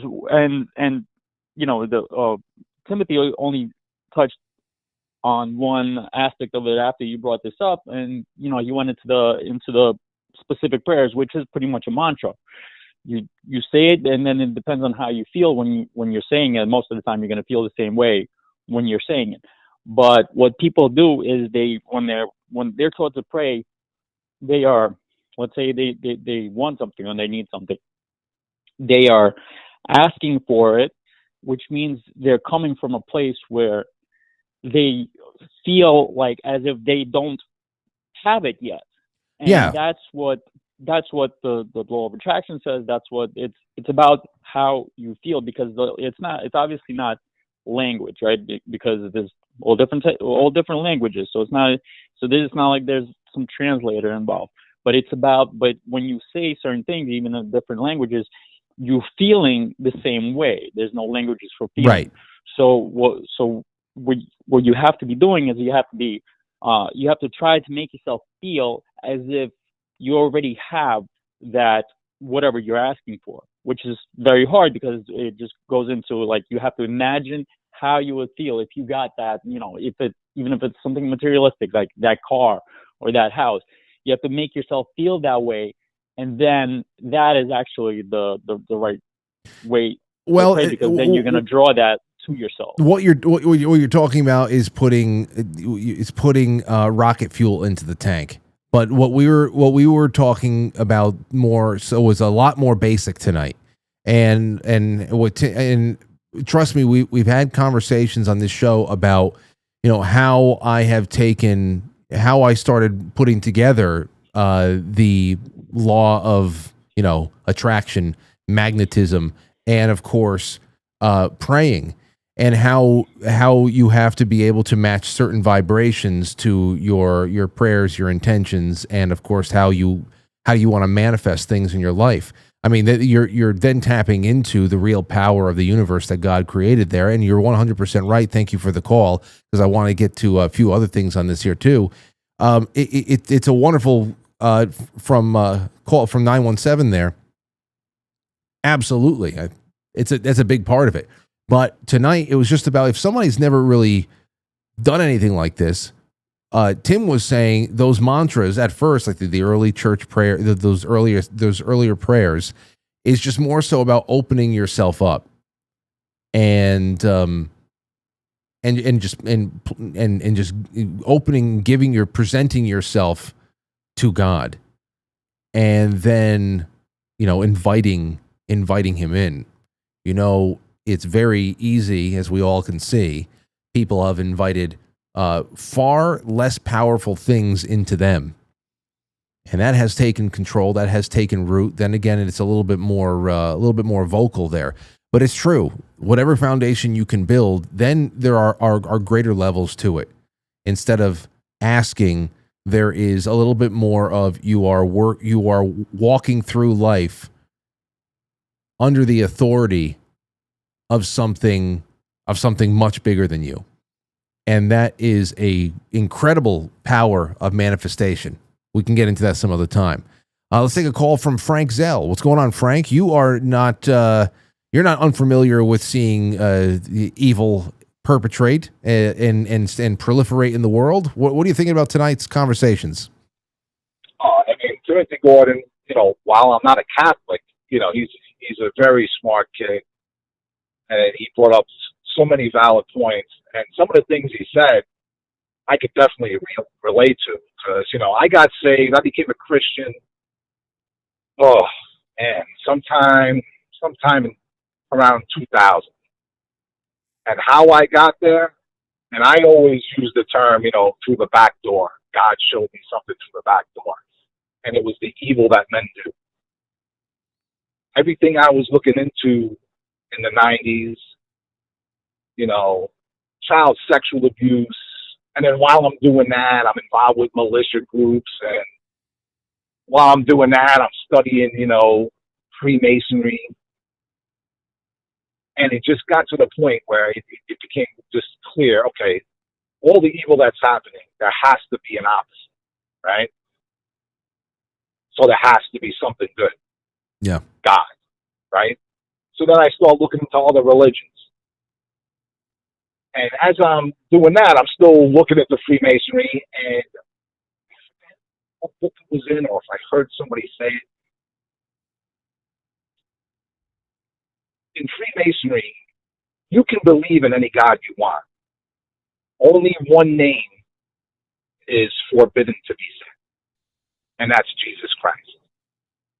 You can be a Buddhist. You can be whatever you want. You can talk about Allah, but Jesus' name is forbidden.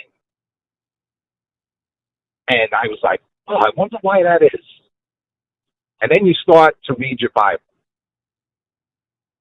So before I became a Christian, hell, I was reading Revelations. Definitely not good to start there. No. But, no, man. And then you're involved with militia groups and you're reading Revelations. Definitely not good. So, what's happening right now, you know, especially with the assassination of Charlie Kirk, you know, go back in time, right? How do you think that, you know, what was the shock waves in the 60s? JFK gets his brains blown out, public execution. Then they kill his brother. Then Martin Luther King gets his face blown apart. Then they kill Malcolm X. All within a span of like 5 years. And what you're seeing with Charlie Kirk is, without God in your life, there's a hole, right? And you're going to fill it. If you don't have God, you're going to fill it with something. You're going to fill it with work. You're going to fill it with alcohol. You're going to fill it with drugs. You're going to fill it with sex. Pick anything. Sports. You will try to satisfy that gaping hole, and you're never going to be able to fill it, right? Until you find God. And God's hand is moving right now. Using that, you know, there's a passage in the Bible. God works everything towards good for those who believe. Right? The assassination of Charlie Kirk was terrible. But look what is happening because of it. You know, people, and I try to tell people when they're talking about it, you know, they get very sad. Charlie Kirk doesn't get to see his kids grow up. Charlie Kirk was 100% sold out for Jesus Christ. You know where he is right now? He's in the presence of Almighty God. He's not, his kids, not on his mind, nor his wife. He's in the presence of God, and that's all that matters. Like God says, God wipes all the tears from your eyes. And for those people who are having a, you know, who want to pray, don't know how, you know, Timothy Gordon brought it up, two of the oldest prayers, you know, forgive me, Lord Jesus, the sinner that I am, or the Lord's Prayer. But just talk to God. You talk to him like he's there, because he is there. And it's hard for people because you don't even realize what a sinner you are. You know, and you know, we get all lost with politics and what's going on with the left versus right now more than ever. But just don't forget the fact, you know, Christians can also get self-righteous. Right? You know, those crazy leftists who are, you know, saying horrible things about Charlie Kirk. You know what God sees in that person? He sees that person's a sinner. That's what God sees. You know what he sees with you, Frank? A sinner. Me? A sinner. My brother? A sinner. We're all sinners. God don't do politics. He sees sin. And God cannot be in the presence of sin. So to reconcile himself to us, he came down in the form of a man, Jesus Christ, and Jesus took the penalty that we so richly deserve. It's the free gift of eternal life. Believe on Jesus. Believe Jesus died for your sins. But first, it's very hard if you don't think you're a sinner. You are. I am. Everybody listening to your show. We are a fallen people. Once you realize that you're a sinner, well, you better seek salvation. How? Through how? Through Jesus Christ, who died for your sins. I am the way, the truth, and the life. No one goes to the Father but through me. All right, still there, Frankie? Oh, I'm here. I'm just, and I appreciate it. I'm happy you called in. I knew you'd be able to kick in on that subject. People like you would be able to kick in on that subject and everything in general. I just in a roundabout way, so I can open up the lines again. I would like to ask you, just in general, what do you think about where you think this is all heading? If what we're getting about this messed up kid and the life that he lived, if it was one person or if it is just are we looking at a patsy? Or what do you think about this? What does your gut tell you?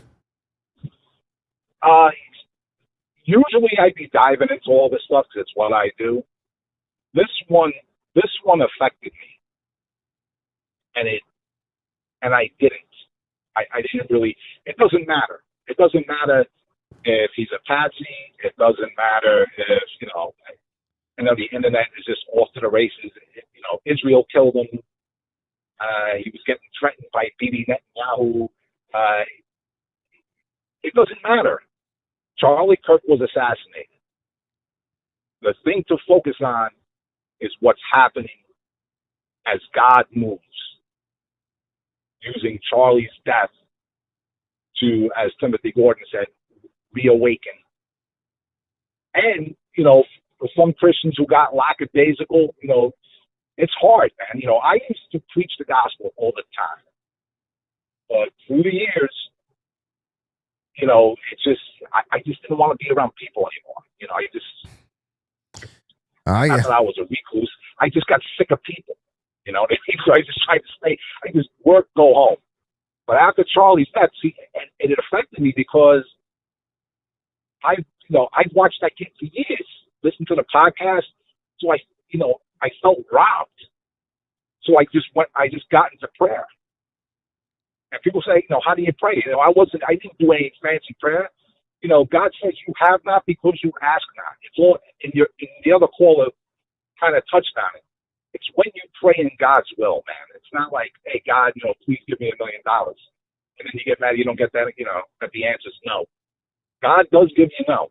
But when you pray in his will, you'll be amazed at how fast he moves. Charlie Kirk, it wasn't just politics, man. He was a defender of the faith. And I asked God, I said, God, you know what? It's been a while. Give me an opportunity. Today, 12 hours after the prayer, give me the opportunity. So clearly, I was in a bar having soup. And I preached the gospel to the bartender. Because she said something. She was talking about a moral quandary she was in. And she felt that in her heart, what was going on in her life was morally wrong, and she was trying to take a stand against it. And that was the clear open. It was a clear open. It was a clear answer to my prayer. As God said in the Old Testament, God has written his law on the hearts of men. And that's what I asked. I said, what a moral law is. I said, do you believe in God? She said, no. I said, you do realize for there to be a moral law, there has to be a moral lawgiver. And you can see her eyes open a little bit. And by the end of it, she asked me to get her a Bible so she could read it. That's awesome, man. That's when you're praying in God's will, not yours. He answers so fast sometimes, man. And it's amazing. This is what's happening. You can see it. The assassination of Charlie Kirk got me to do that. I'm sorry to ramble, man. I know I'm rambling. No. This is we have been. It was a transformative year for a number of reasons, and there was always going to. You just never knew what kind of a mixed bag we were going to get. You don't know what we're going to get next year. It's the 250th anniversary of Declaration of Independence. There's so much stuff happening. There are a lot of bells being rung right now, and when we find ourselves in the middle of a major chapter being written, history being written before our eyes, it's usually my inclination to just let people talk a little bit more, and yeah, that's I think we're getting a lot more clarity through these types of exchanges. So I thank you so much, and it's good to talk to you again, sir. Hey, Frank. Yeah. Thank you. Thanks for having Timothy Gordon on, dude. It was a great segment, dude. It was tremendous. I love having him on. I know he loves this audience, and I know that even though everybody out there prays different and practices the faith different, there are just so many basic human things that it is just easy to link arms on, and I knew that this was going to be a good night. So I'm glad you enjoyed it. Thanks, Frank. All right, you have a good one. Yeah, take care. All the best to the wife. Yeah. That was a great call. Let's do one more before I get to this. Well, hold on. Let me do this real quick. And then we'll just run through more calls. And I'll take your super chats as well, so you can send those in, and I'll get to them. Let's see. So, as far as, and I'm glad he said that. I have this little thing here. Alan Paul Roberts, he wrote this. And I was trying to get him a night to come on the show. And he wrote this, as far as theories of what he thinks is going on. He writes a lot about the New World Order and how the world is really managed, and how people inside the world are managed and sometimes done away with.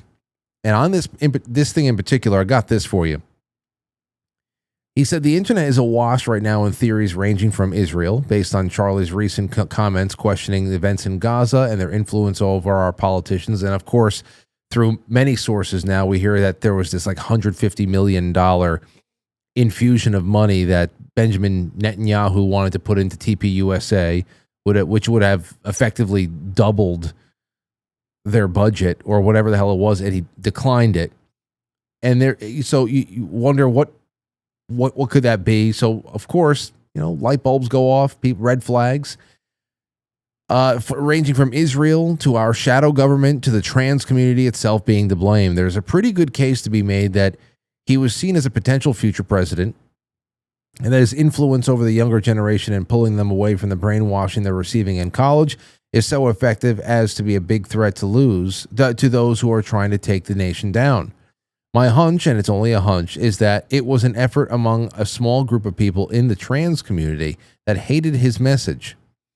It's conceivable that their hatred may have also been leveraged by people in spy agencies, possibly including Israel's, and that the shooter and others were pushed to do what they did. That's normally where I feel most satisfied. A little bit of everything, because like I said, we're a society that is set up to manufacture tragedy, and sometimes you want something to happen, you can give a little nudge in a little way. Rich talked about private chats and Gretchen Whitmer last night, and how feds really can bring a plot together from soup to nuts and put it on to somebody else and just kind of allow it to happen. So you never know. It came out just this morning that Kash Patel, the FBI director, claims that more than 20 people were in on a chat on Discord with the shooter. So this looks like a coordinated effort at some level. The fact that he got shot right after answering questions about trans movement seems telling as well. There are videos that are really trying to break down what hand movements and what signals of people around him are doing. We essentially have the equivalent of the JFK driver being the kill shot. Theory is out there right now, and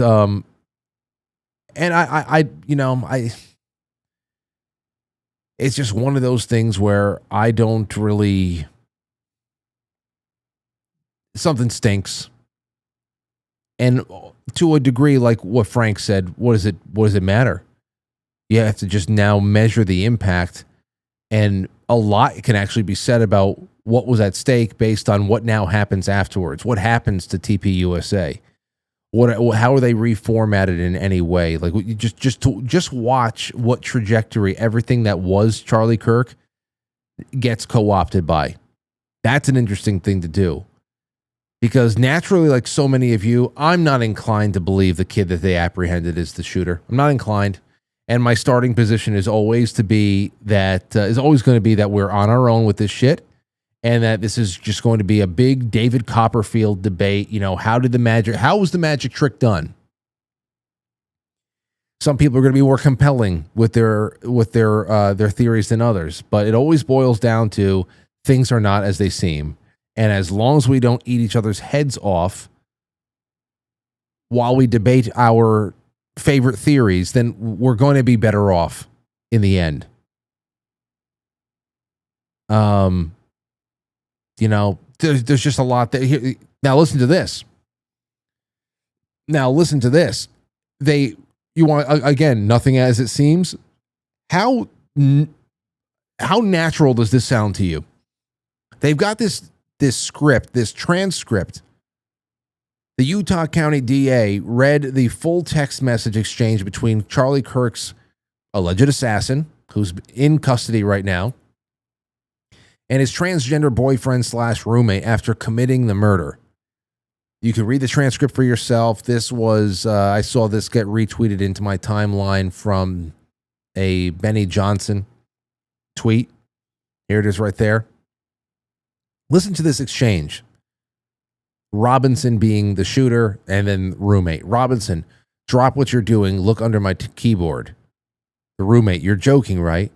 I am still okay, my love.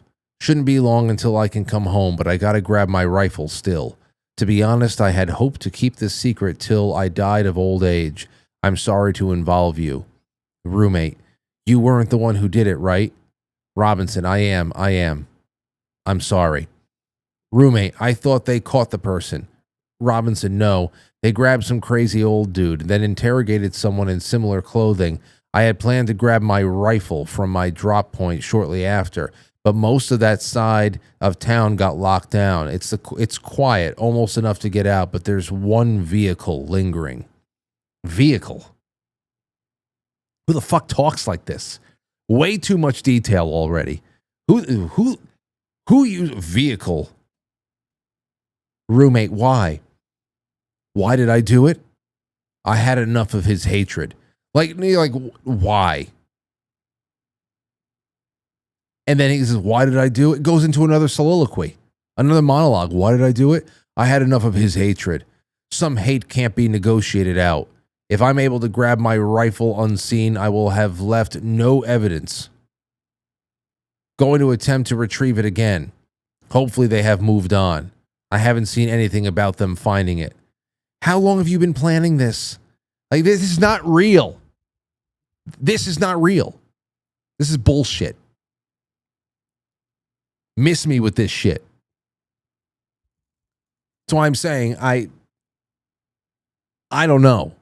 It goes on, and it's ridiculous to me. It sounds so ridiculous to me. But you know who loved it? ABC. I shit you not. ABC loved it. They gobbled it up like it was one of those Twilight books with the gay vampires and the werewolves 69ing each other constantly. This is real, what I'm about to show you right now. Some reporter, probably a gay vampire, some reporter gushes about the poetic duality of this interaction between for the vast majority of the public who is looking into this, a murderer, and the transgender roommate.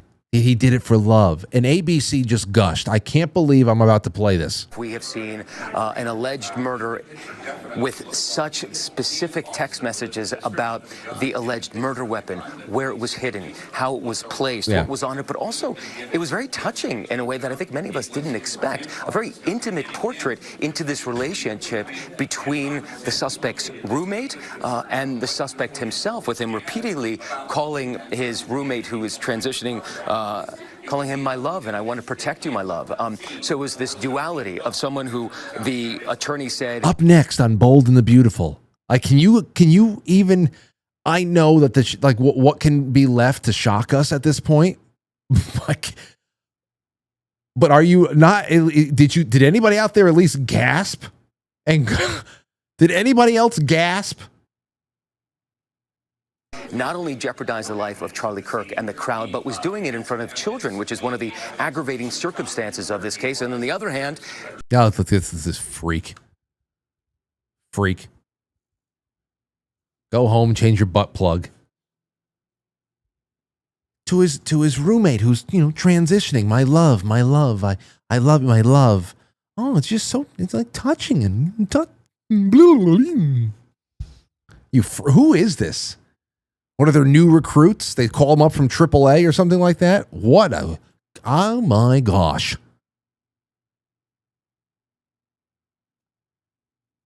Like, that is nuts, man. That's nuts. I can't believe I still have the capacity to be. I can't believe I can't. I don't. 503, you're on the air. Go ahead. Oh, hi, Frank. Yes, who is this? Yeah, this is Mark. I'm calling from Portland, Oregon area. Welcome, Mark. So this is really blows me away, this whole Charlie Kirk thing, and what you just said about this kid not being the one.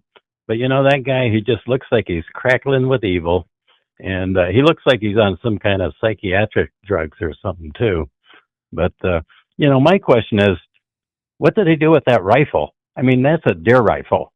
That thing has such a kick to it. And how do you sneak it around? That's what I want to know. You know what? There are probably people who can plot his path from one point A to point B. Point B being the perch, where he shot from. I don't know. Mm-hmm. The only thing I have seen is what is supposedly him escaping the roof and dropping down, and of course everybody's trying to blow up the image to see if there is anything that resembles a rifle and a fully assembled rifle in his hand, because of course it was found assembled in the woods, and you can't, that whole idea that it would be disassembled and then he didn't have that rifle on him when he was coming off that building. He must have thrown it off into the bushes before then. But I mean, like I say, I've shot a 30-06 twice in my life, and both times I don't even know where the bullet went. There's such a kick to the thing. There is. I've shot 30-06 a few times. Only one time at the range, because it was Matt. I shot Matt's and then my buddy Mike's, but I don't have one myself. So that was one of those experiences. You really, you got a sore shoulder afterwards, especially if you're a novice. And but I don't know. Maybe this guy has had a lot of practice. We'll see. But my friend shot one. Me and him were in Alaska, and we had one, and he had a scope on it. And when he shot it, the scope hit him right between the eyebrows. With like a little half moon. Second time he shot it, same thing. He had a little Charles Manson cross between his eyes for a week. It was hilarious. Yeah. I've seen that as well. I learned from other people. I saw somebody get banged in the head so hard that they bled, and I learned from other people. I definitely don't want that, Mark. But thanks for the call, Mark. It's good to hear from you. Yeah. Thanks a lot, man. There's a lot of holes in the story, so I'm hanging in there and listening to you. Yeah. Well, hey, good, because we can be confused together. That's really what it comes down to. On Quite Frankly, it's communal confusion for the most part. You get comfortable in that confused state, And you just lean into your friends. That's what you do. But I meant to say this a few times last night because I heard that this kid's on suicide watch now.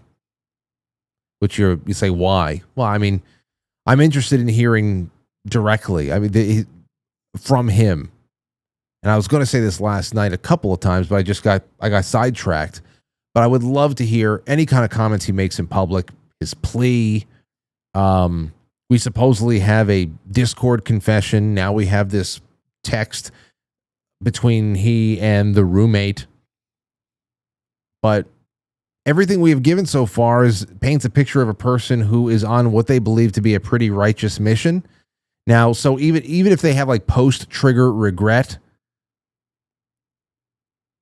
you wouldn't think that they deny their hand in Kirk's death, even if they regret what they did, which is why I want to hear this guy speak. I want to see if he's like, I didn't do it.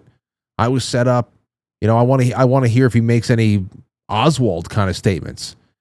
So suicide watch isn't out of the question. You do something crazy, you get arrested, you sit, you ruminate, you become despondent. Everything hits you at once and you realize that there's no way out, that you're either in a small little box for the rest of your life, you get killed by somebody on the inside, or you're put to death, and then that's it. That's the end of your life, and people piss on your grave. So I can understand why, even if you were sure about your intention to commit murder, you could then want to end it all once you get to prison and the consequences become real. And you start thinking about the life outside that you gave away because you couldn't just breathe through it. Now, I can see that. But of course, if he starts denying that he had anything to do with it, if he pleads not guilty, I didn't see it today. I saw like a video of him in the court. Somebody was speaking on his behalf, but I kept scrolling through. I didn't see his lips move once, so I don't know what the hell's going on.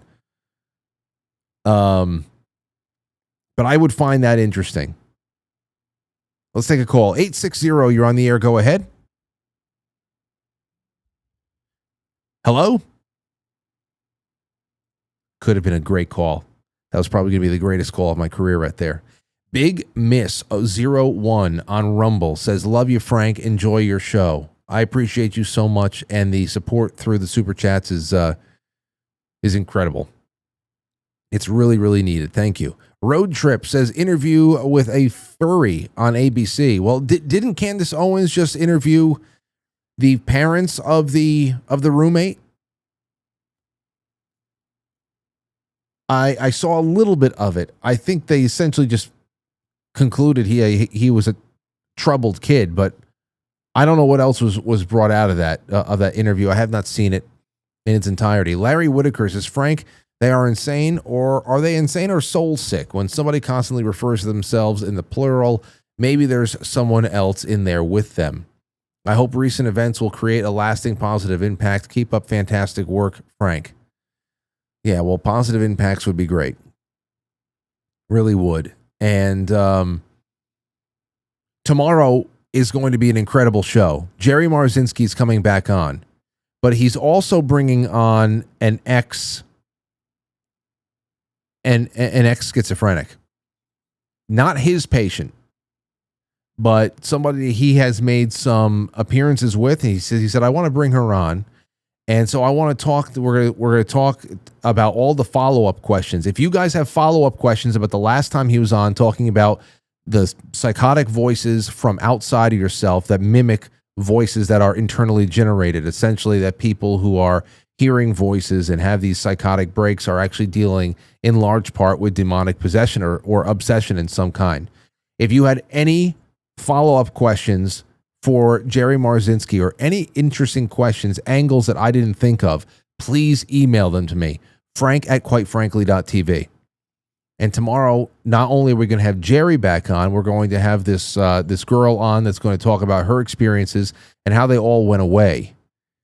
And then, of course, commentary on what we have seen in about 3 or 4 successive weeks here in the United States, from Minnesota to North Carolina to now Utah. All different expressions of the things that Jerry was talking about in a clinical setting that is now just expressing itself out there in the wild. Okay? And I think that should be really, really something else. Okay, so listen, we have a couple more minutes together on the other side of the end credits. It's extra innings.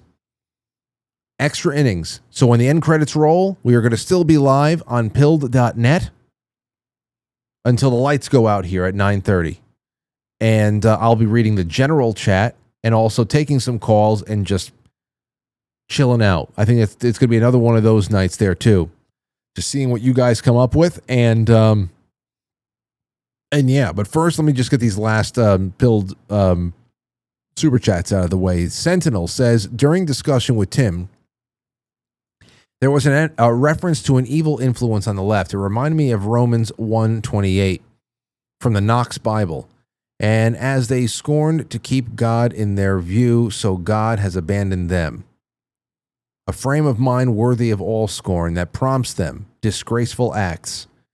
Putting that into context, Paul discussed the debased culture of Rome. They have knowledge of God but reject it. I think that is analogous now too. Sentinel also says, apologies to you and the Franklies for the emotional rant that included terrible cursing. Oh, don't worry, it's okay. Nothing I haven't done worse. But thank you so much. You're a man of honor.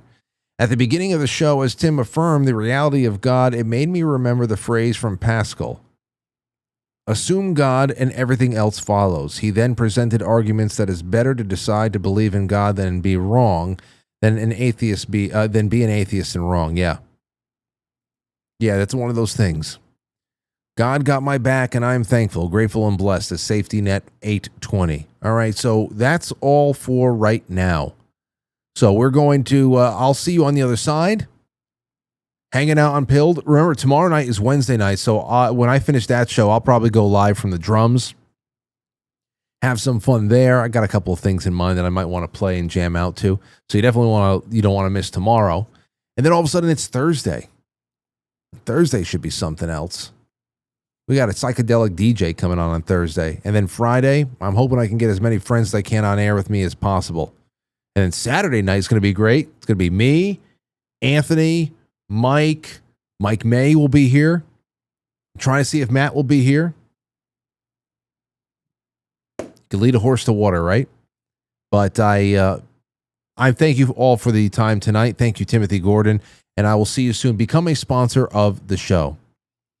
And if you do become a sponsor, go first to Subscribestar, and you can see the progress bar as we make our way in increments toward 100% funded. There is a lot coming down the pike. I will be talking to you about it soon. I just want to make sure that everything is finalized, and I have a wonderful thing to present to you. But yeah, thank you, and on we go. Good night. I'll catch you on the flip side.